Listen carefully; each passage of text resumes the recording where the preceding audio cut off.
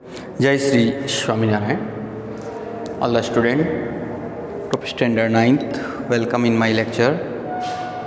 Dear student, today I am continue chapter number 16, climate. Students, in our previous lecture I have discussed about seasonal change and climate and weathers. Today I am going to discuss about the variation in climates of India.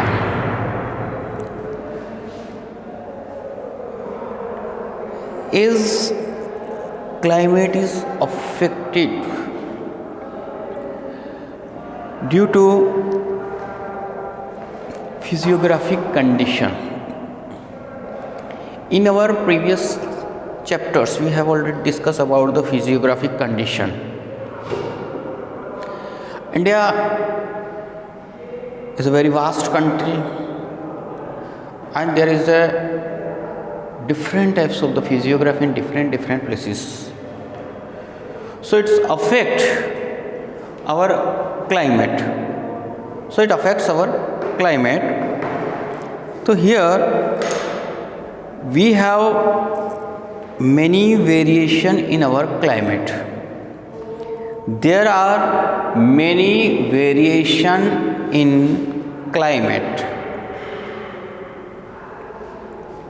of India. Bharat के अंदर अलग अलग जगह अलग अलग तरह का climate है, वेरिएशन है, कहीं ज़्यादा है, कहीं कम है, कहीं मीडियम है. उसके जो पीछे आपको वैसे कारण हम पढ़ाएंगे आगे जाके, लेकिन हमारी फिजियोग्राफी है. South India has peninsular shelf, hence it experience moderate maritime. देखो यहाँ साउथ इंडिया जो है वो समुद्र तटीय क्षेत्र पे फैला हुआ है और समुद्र तटीय क्षेत्र पे होने की वजह से जो समुद्र के आसपास के क्षेत्र हैं मैरीटाइम क्लाइमेट है, न ज़्यादा गर्मी न ज़्यादा ठंडी. While the climates became more continual while going away from the sea shore. लेकिन जैसे जैसे हम लोग समुद्र तट से दूर जाते हैं तो there is a continual effect. मतलब यहाँ का जो तापमान है, यहाँ की जो कंडीशन है वो धीरे धीरे डिफरेंट होती जाएगी. सो देखो साउथ इन आवर कंट्री, हमारी जो कंट्री हो it is divide into two parts. एक हमारा ट्रॉपिक ऑफ कैंसर के नीचे का भाग है और ट्रॉपिक ऑफ कैंसर के upward part, torrid zone and temperate zone. India को भी दो भागों में बांट सकते हैं. टेम्परेट दो भागों में बटा हुआ है, मतलब टेम्परेट जोन में भी आता है और टोरिड जोन में भी आता है. और टोरिड जोन की जैसी विशेषता है वो गर्मी वाला क्षेत्र होता है और टेम्परेट जो ठंडा प्रदेश है. जैसे जैसे हम ऊंचाई पर जाते जाएंगे, हाइट है ना, तो इक्वेटर लाइन से दूर दूर जाएंगे वैसे वैसे इसका डिफरेंसेस आता जाएगा. तो देखो समुद्र के तटीय क्षेत्र का तापमान, वहाँ की जो स्थिति है वो अलग है. उसी प्रकार से नॉर्थ इंडिया, जैसे जैसे हम समुद्र तलों से दूर जाएंगे तो वहाँ कॉन्टिन्यूअल इफेक्ट होगा. A large part of north India is away from the sea shore. North India का भाग, इंडिया का large part of north India, बहुत बड़ा भाग north India is away from sea, समुद्र से दूर है. हमारा नॉर्थ इंडिया का जो भाग है, बहुत बड़ा विशाल भाग जो है वो समुद्र तट से दूर होने की वजह से it experience continental climate, continual climate को एक्सपीरियंस होता है. कहने का मतलब ये कॉन्टिन्यूअल का क्लाइमेट होता क्या है कि जैसे जिस सीजन के अंदर, जैसे सर्दी का सीजन है तो सर्दी ज़्यादा पड़ेगी और गर्मी का सीजन है तो गर्मी ज़्यादा. मैरीटाइम का इफेक्ट एक्सपीरियंस होता है, उसमें क्या होता है, न तो इक्वल रहता है टेम्परेचर, समुद्र तटीय क्षेत्रों में न तो बहुत ज़्यादा गर्मी होती है न ज़्यादा बारिश होती है। There is no effect of the season का इतना इफेक्ट नहीं है। लेकिन नॉर्थ इंडिया के अंदर सीजनल इफेक्ट होता है ना। सर्दी के टाइम पे ज़बरदस्त सर्दी पड़ेगी और ठंडी के समय में ठंडी पड़ेगी। इसलिए जो यहाँ कहा गया है कि part of north India is always India is away from to seashore, समुद्र तट से दूर होने की वजह से एक्सपीरियंस कॉन्टिनेंटल क्लाइमेट। वापस से कॉन्टिनेंटल क्लाइमेट समझ में नहीं आया तो वापस से सुन लेना, जहाँ मौसम का इफेक्ट ज़्यादा होता है। तो नॉर्थ इंडिया में अगर आप जाएंगे तो सर्दी के टाइम पे बहुत ज़्यादा सर्दी मिलेगी और गर्मी के समय गर्मी मिलेगी। The Tropic of Cancer passes almost through the India, भारत के बीच में से होकर गुजरता है।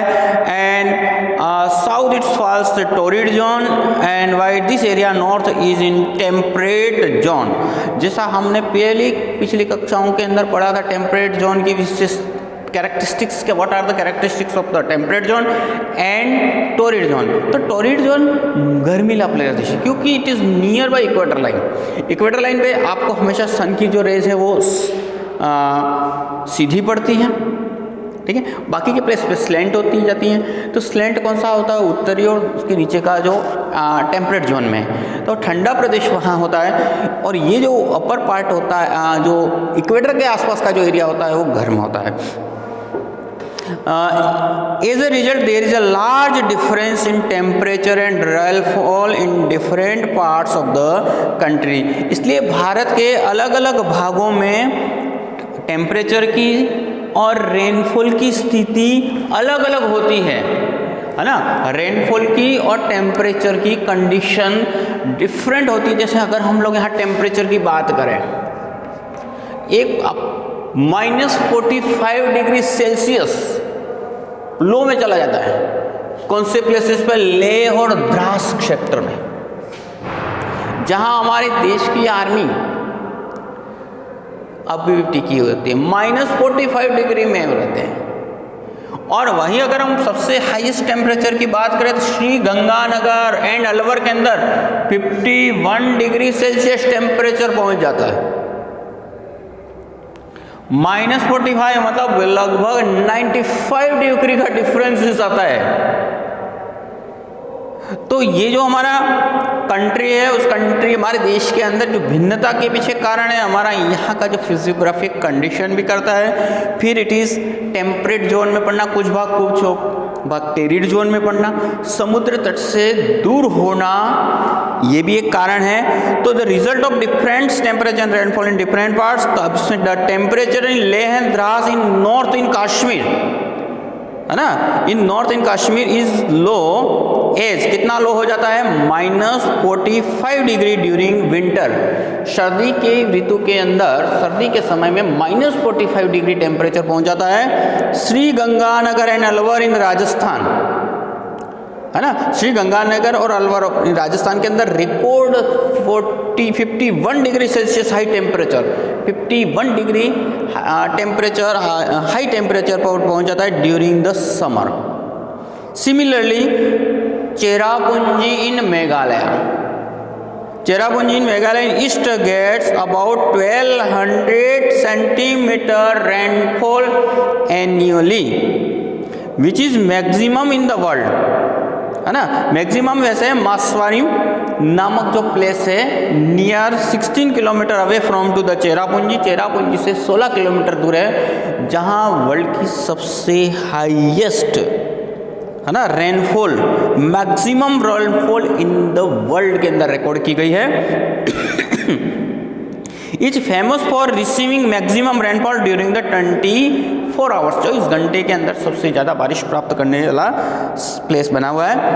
Contracting climate condition are seen in the country when the other region devastating flood, कई जगहों पर पानी बारिश बहुत कम होता है, कहीं पे आप लोग देखते हैं फ्लड की कंडीशन बनी रहती है है ना, कहीं ड्रॉट आता है, intense intensity of sense of the rainfall and some regions face devastating effect of the thunderstorm, sandstorm and tropical cyclone. देखो कई अलग अलग जगहों पर तूफान, कहीं जगह पर हाईवी रेनफॉल, कहीं जन पर थंडर वगैरह वगैरह का हम लोग एक्सपीरियंस करते हैं। तो इस तरह देखो वेरिएशन शब्द पहले समझना, अगर वेरिएशन शब्द समझेंगे, वेरिएशन का डिफरेंसेस, हमारे यहाँ की क्लाइमेट कंडीशन पूरे भारत में अलग अलग क्यों है, उसके पीछे तो अलग अलग कैसे है। तो देखो वेरिएशन कितना है, कहीं पे 45 डिग्री है, माइनस में जाता है, तो ऐसा ही समर में 51 डिग्री सेल्सियस पर पहुंच जाता है। सेम टाइम में अगर हम लोग देखें तो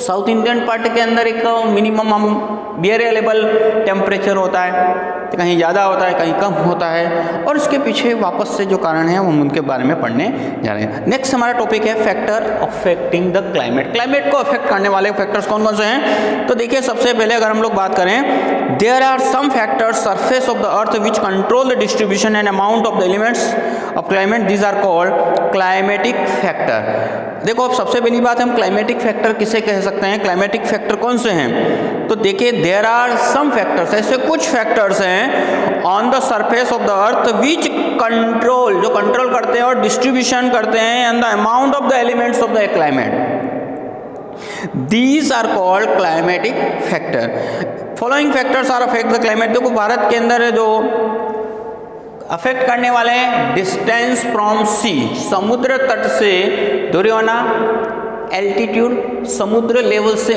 ऊंचाई पर होना, एटमॉस्फेरिक प्रेशर एंड विंड।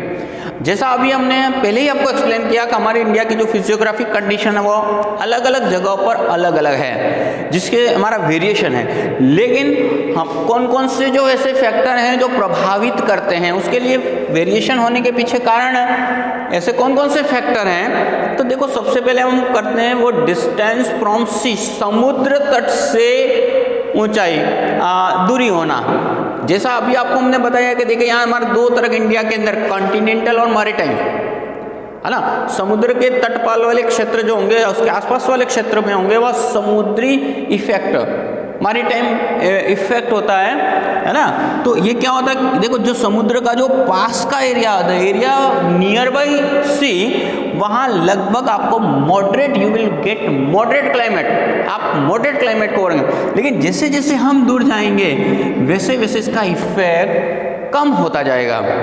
तो पहला जो है इसके बाद में यहाँ सबसे एक फोर्थ पॉइंट है लेटीट्यूड, ठीक है। यह हमारा फर्स्ट पॉइंट है। चलो हम लोगों ने डिस्टेंस फ्रॉम सी से पहले शुरुआत कर ली है। The distance of land mass from sea is another important factor for affecting climate. Climate को इफेक्ट करने का एक रीजन है। Water and land have different capacity. अब देखो यहाँ याद रखना कि ये डिफरेंस क्यों आता है कि लैंड और वाटर दोनों की जो कैपेसिटी एब्जॉर्ब और रिलीज करने की कैपेसिटी अलग होती है। सोलर हीट को, सूर्य की रोशनी को एब्जॉर्ब और रिलीज करने की जो कैपेसिटी होती है वो अलग अलग होती है। जैसे अगर आपको एक्सपीरियंस करना हो तो एक बाउल के अंदर आप सैंड रखना और एक बाउल के अंदर सेम वाटर, अगर आप लोग दोनों को सेम प्लेस पर रख के आओ, है ना, गर्मी जहाँ बराबर हो, तो आप जल्दी देखेंगे कि सैंड जल्दी गर्म होगी, वाटर आराम से होगा, धीरे धीरे होगा। अब सेम कंडीशन उसको ठंडा होने में जल्दी से ठंडा हो जाएगा, लेकिन वाटर क्या होता है धीरे धीरे होता है। अब यहाँ यही समुद्र के अंदर मैरीटाइम, मतलब कहने का मतलब जो यहाँ कम और क्यों होता है उसके पीछे कारण है, पानी धीरे धीरे गर्म होता है, तब तक फिर धीरे धीरे ठंडा होता है। धीरे धीरे ठंडा होगा तो वहाँ का जो क्लाइमेटिक कंडीशन गर्म रहेगा, वहाँ का जो एनवायरनमेंट एटमॉस्फेयर है वो गर्म रहेगा। तो सीधा क्या होगा, इधर ठंडी और गर्मी, तो इसलिए यहाँ जो टेम्परेचर है वो लगभग इक्वल रहेगा, ना ज़्यादा गर्मी ना ज़्यादा ठंडी। फिर सुबह तक जब ठंडा होगा तब तक वापस से सन की लाइट्स आ जाएगी। तो इसलिए यहाँ जो इसी समुद्र के तटीय क्षेत्र इसी की वजह से इफेक्टिव होते हैं। और जबकि लैंड के अंदर आप लोग देखेंगे लैंड बहुत ही जल्दी गर्म होता है और जल्दी ठंडा हो जाता है। इसलिए आप लोग यहाँ अगर रात के टाइम पे आप डेजर्ट में जाओ, बहुत ज़्यादा ठंडी आपको नज़र आएगी, और उसी कंपैरिजन में दिन में अगर आप जाओगे तो फटाफट से वहाँ गर्मी आएगी। क्यों? कि लैंड की विशेषता होती है जल्दी गर्म और जल्दी ठंडा हो जाता है। तो देखिए यहाँ reason experience climate and when the climate become continental in interior places away from sea coast, the climate of Mumbai in India is the temperature is near the sea coast. अब देखो यहाँ हमारे यहाँ पे देख कंपेरिजन किया कि मुंबई का जो क्लाइमेट है उसके कंपेरिजन उसके आगे की जो सिटी है पुणे के अंदर, अगर हम दोनों में डिफरेंस करें तो काफ़ी डिफरेंस आ जाता है ना। Mumbai in India is temperature it's near sea coast and when it is the continent and Nagpur और दिल्ली की बात करें तो वो हमारे समुद्र तट से दूर हैं। मतलब जो एरिया समुद्र तट से दूर है उस पर कॉन्टिनेंटल इफेक्ट होगा। अब इसमें से हमने पहला पॉइंट दूसरा शुरू कर लिया था, लेटीट्यूड्स की बात आती है। लेटीट्यूड्स का मतलब देखो ये हमारी जो अर्थ है, आप लोग देखते हैं 0 डिग्री इक्वेटर लाइन, फिर 23.5 डिग्री ट्रॉपिक ऑफ कैंसर। अब मोस्टली जो हमारी डायरेक्टली हिट करती है सन रेज धीरे धीरे स्लैंट होती जाती है। तो as we go away from, अगर हम इस ओर जाएं away from equator line our temperature decrease. जैसे जैसे हम इक्वेटर लाइन से ऊपर जाते हैं वैसे वैसे हमारा जो टेम्परेचर है वो डिक्रीज होता जाता है, कम होता जाता है। तो देखो यहाँ सबसे बड़ी बात है कि climatic type of surface earth change according to latitude of place concern. तो कहने का मतलब है कि जैसे जैसे हम लेटीट्यूड को बदलते जाएंगे वैसे वैसे क्लाइमेटिक इफेक्ट भी पड़ता जाएगा। There is a distance about 111 kilometre, 111 kilometre between two successive latitude के बीच में 111 किलोमीटर का डिस्टेंस होता है। And sunrays fall vertical over equatorial region, hence it is a very hot, ठीक है। And India is divide into 2 zones in different climatic condition, torrid and temperate zone. अब देखो आपको जैसे बता दिया कि यहाँ वर्टिकल सीधी लाइन पड़ेगी, ये जो एरिया है वहाँ सीधी पड़ती जाएगी, और हमारा जो इंडिया का जो एक्सटेंशन है वो 8 डिग्री नॉर्थ से लगा करके 33 डिग्री। तो अब 101 किलोमीटर 11 किलोमीटर का डिस्टेंस आता जाएगा, और जैसे जैसे जैसे सन से अर्थ जैसे जैसे आप ऊपर को जाओगे आपको स्लैंट मिलेगी, जिसकी जो सूर्य की किरणें हैं वो तिरछी मिलेगी, जिसकी वजह से यहाँ हमारा जो लेटीट्यूड की वजह से भी अलग अलग हमें वेरिएशन मिलता है। हमारा इफेक्टिव करता है, हमारे क्लाइमेटिक कंडीशन को इफ़ेक्ट करता है। और हमारा जो कंट्री है वो 2 भागों में बटा हुआ है, टॉरिड जोन में भी है और टेम्परेट जोन में। टॉरिड जोन जैसा मैंने अभी थोड़ी देर पहले भी आपको बताया था कि इसके अंदर जो विशेषता है वो गर्म होता है, और टेम्परेट जोन है वो ठंडा होता है। फिर आता है एल्टीट्यूड, हाइट, है ना। जिससे जैसे हम ऊंचाई पर जाते हैं, है ना, माउंटेनियस रीजन, तो उसका टेम्परेचर डिक्रीज होता जाता है, ठीक है। As we go higher at the atmosphere from sea level से ऊपर जाते हैं, air pressure and air temperature decrease. उसमें एयर का प्रेशर और एयर का जो टेम्परेचर है वो डिक्रीज होता जाता है। While higher relief gets more and, और ऐसे प्लेसेस पर हायर जो रिलीफ होती है ज़्यादा बारिश होती है। And due to high altitude the Himalayan peaks remain snow covered through the year. और देखो हिमालय माउंटेन के ऊपर स्नो रहने के पीछे कारण भी है वो हाइट बहुत ही समुद्र तल से बहुत ही ऊंचा पर है। Moist air and cool down and rise the rain which increase the altitude mountaining in Meghalaya rainfall increase. देखो यहाँ जैसे कुछ हाइट वाले प्लेसेस होते हैं और वहाँ से जो समुद्री विंड है ना जाते हैं, तो उसके ऊपर हाई प्लेसेस की होने की वजह से माउंटेन उसमें रुकावट डालते हैं और there is a heavy rainfall. ये Meghalaya is the best example for that, उसके लिए मेघालय एग्जाम्पल है। और एक देखिए यहाँ पे in general air temperature decrease,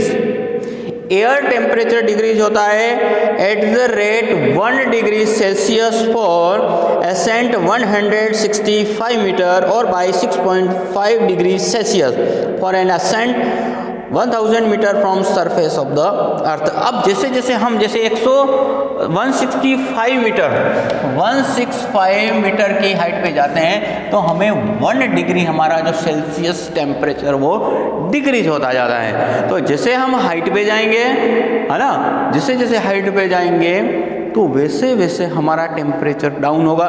मैं आपको बहुत ही क्लोज एग्जांपल देता हूँ। I am going to be give the very close example, Mount Abu and Ahmedabad, है ना, नॉट मच डिस्टेंस, इतनी ज़्यादा वो डिस्टेंस नहीं कह सकते, लेकिन वहाँ का फर्क क्या है, हाई एल्टीट्यूड पे है, ऊंचाई पे है, इसलिए वो ठंडा रहता है। उसके कंपेरिजन में अहमदाबाद कम। फिर अहमदाबाद के लिए दूसरा इफेक्ट इधर से समुद्री इफेक्ट भी पड़ता है, बहुत ज़्यादा दूरी डिस्टेंस नहीं है फ्रॉम सी कोस्ट। फिर एटमॉस्फेरिक प्रेशर एंड विंड, है ना, सिंपल सी बात है आपकी, अगर ये हवाएं हैं ठंडी आ रही हों तो ये एरिया कैसा होगा, ठंडा पड़ेगा।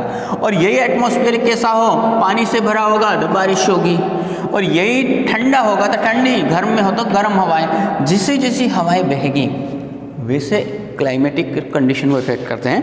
तो देखिए India falls in the path of the north east trade wind, ठीक है, हमारा भारत किस में गिरता है, नॉर्थ ईस्ट ट्रेड विंड।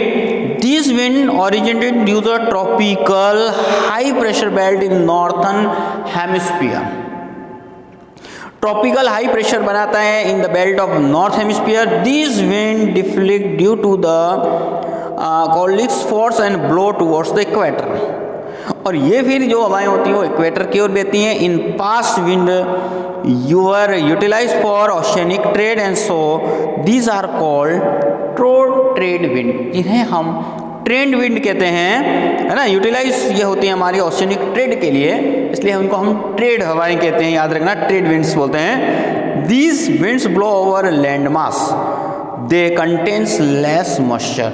और ये जो हवाएं होती हैं जब लैंड मास से आती हैं तो उनमें लेस मॉइस्चर होता है। The Indian ocean is located in the south of Arabian sea and lies the west of bay of Bengal and in this easter due to the vast water mass the wind passing them absorb the moisture and bring the rain in India. अब यहाँ बराबर से ध्यान देना, मैं I am going to be teach this explain about this point, atmospheric pressure. As we know, देखिए India के अंदर as you find after summer you we will get rain. Summer के बाद में हमको हमारे यहाँ बारिश होती है। देखो समर में क्या होता है कि हमारा यहाँ लो प्रेशर हाई प्रेशर, ये जो विंड होती हैं वो समुद्र से इंडिया की लैंड की ओर आती है, सी टू लैंड। बात में ध्यान रखना, समुद्र से ये हवाएं उठ करके इंडिया के लैंड की ओर आती हैं।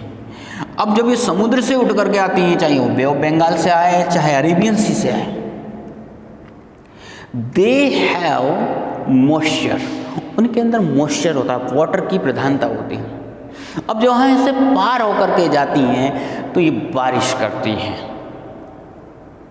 ठीक है। अब जिस फेस के ऊपर आप लोग देखेंगे हाई प्लेस मिलेगा वहाँ पे ज़्यादा, जैसे हमारा ये वेस्टर्न पार्ट होता है, इस पार्ट के ऊपर भी हैवी रेनफॉल होता है। क्यों होता है, ये भाग उठा हुआ है ना, ये भाग, इस भाग में कम, कंपेरेटिव कम होती है। लेकिन यही बात वापस से यहाँ जब हम आते हैं तो हमारी मेघालय मणिपुर उन क्षेत्रों में भी ज़्यादा है। तो देखिए ये आपको इफेक्टिव करने वाला एटमॉस्फेरिक प्रेशर है।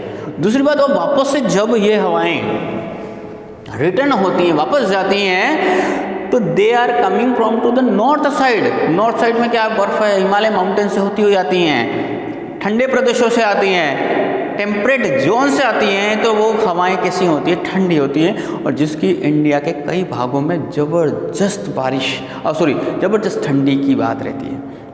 तो आपको ये बता दें, इसके लिए एटमॉस्फेरिक प्रेशर का मतलब हवाई विंड किस ओर से बह रही है। जैसे मैं आपको एक सामान्य बात बताऊं कि यदि आपके यहाँ पे आग जला रखी हो, है ना, एक सिकड़ी जला रखी है और हवा यहाँ से इधर जाए तो यहाँ पे गर्म आएगी, और यहीं पे आपने बर्फ की सिली रखी हो मान लो, है ना, इसके बजाय बर्फ की सिली रखी हो, यहाँ पे ठंडी हवाएं होगी, तो नॉर्थ से आने वाली हवाएं जो होगी, जो विंड्स होगी, वो ठंडी होगी और ठंडी के मौसम में वापस रिटर्न करके भारत में ठंडी की कातिल करेगी। और गर्म होगी तो गर्म होगी। और अगर एटमॉस्फेरिक जो है किसका प्रेशर होगा, विंड के अंदर पानी का होगा, मतलब पानी भरा होगा, तो ऐसी परिस्थिति के अंदर वहाँ जो होगा बारिश का मौसम होगा। During the winter high pressure develop, देखो विंटर के अंदर क्या होता है, हाई प्रेशर डेवलप होता है north to Himalaya, cold and dry wind from to the region blow and towards the oceanic area there is a low pressure is created, और ocean के ऊपर हमारा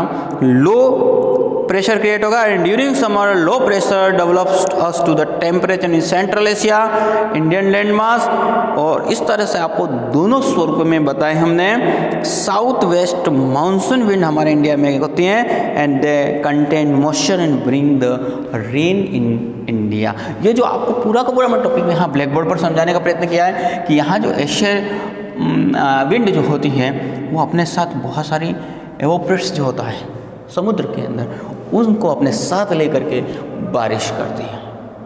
और ऊपर से जो आने वाली हवाएं हैं, वे हवाएं यहाँ क्या करेगी पता है आपको, ठंडी होगी तो स्प्रेड द कोल्ड, मतलब पूरे क्षेत्र में कोल्ड होगा। तो इस तरह से हमने 4 पॉइंट पढ़े, फैक्टर्स अफेक्टिंग द क्लाइमेट, उसमें सबसे पहला एल्टीट्यूड है, दूसरा distance from sea, third altitude, और fourth one atmospheric pressure and winds. Atmospheric pressure and wind का मतलब आप समझ लेना कि जिस तरह जिसी हवाएं बहेगी उस तरह का प्रभाव होगा। जय श्री स्वामी नारायण। नेक्स्ट में हम अगला टॉपिक पढ़ेंगे।